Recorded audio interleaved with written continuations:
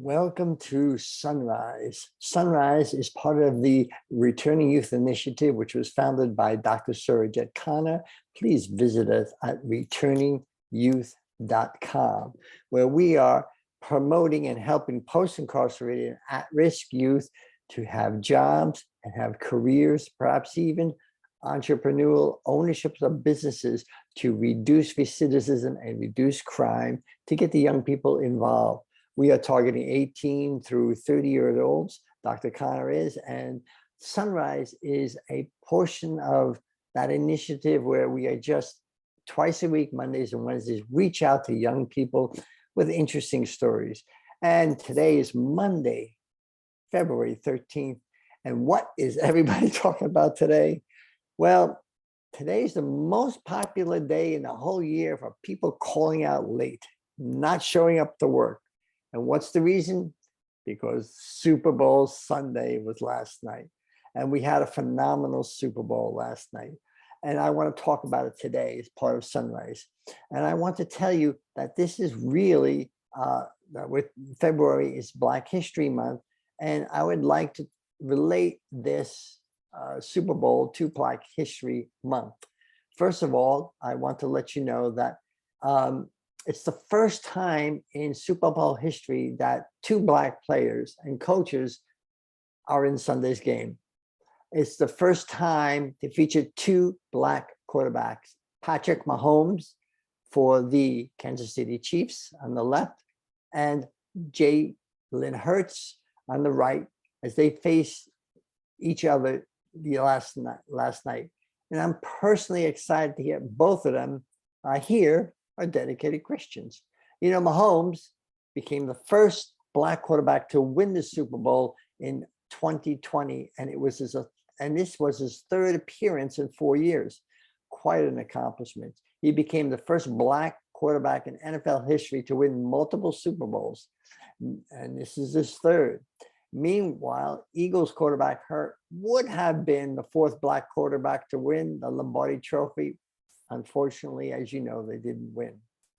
Did you know that they played the Black national anthem before the kickoff? I thought that was really interesting. This is Black History Month, and it was good to hear that. I'm just wondering, what is the Italian national anthem? I don't think there is one. Maybe I should write one. I'll make sure I'll put in there about spaghetti and meatballs and provolone, maybe a little bit about the Godfather. Wait a second, I'm getting off the topic here. Back to the Super Bowl and Black History Month. They're really interesting. It's the first time that an assistant coach was a Black female, and her name is Adam Lockwood. And I'm really excited that she was part of the Super Bowl, and here's her wonderful picture. And really excited that she was part of what we all visited today. She's the first, and she was for the Eagles. Actually, there's been 4 women in total who've been assistant coaches of some type, but on the Super Bowl, but she's the first Black assistant coach. So exciting to hear that. And also, I just wanted to move on, that really interesting, there were 2 brothers for the first time ever playing on opposite sides of 2 different teams in this past Super Bowl. And I'm going to show you that to you now.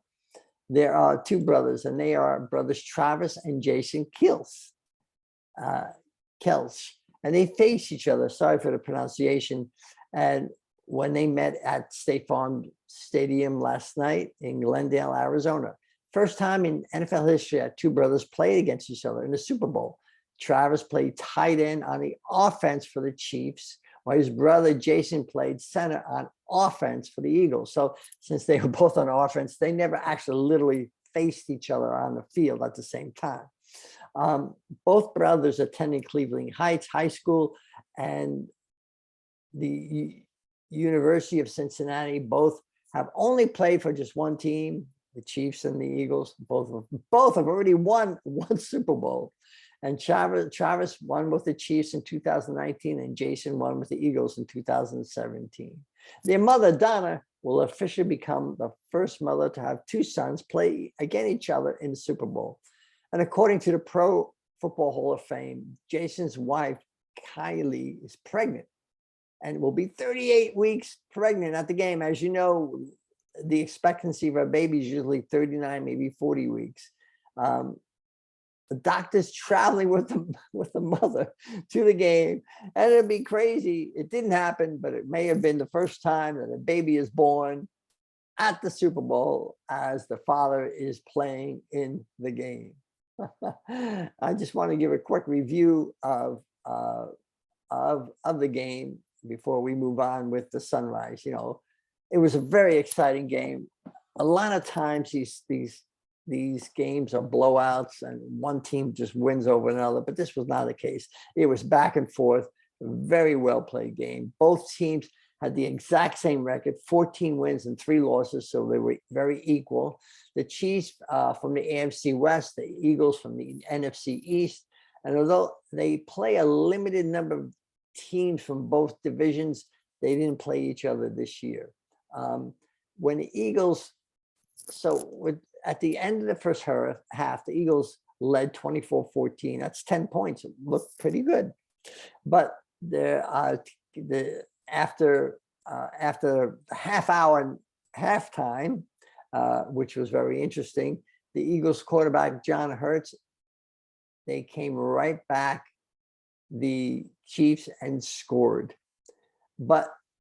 And then the Chiefs ended up having an 8-point lead in the fourth quarter. The Eagles came back with a touchdown and a 2-point conversion to tie it 35 in all. I think there was just 5 minutes left, but the Chiefs let the clock run down as they went downfield. They got within a couple of yards, and they let the clock run down to 6 seconds before they kicked the field goal. And the Eagles had 1 play left, and it didn't work, so they won.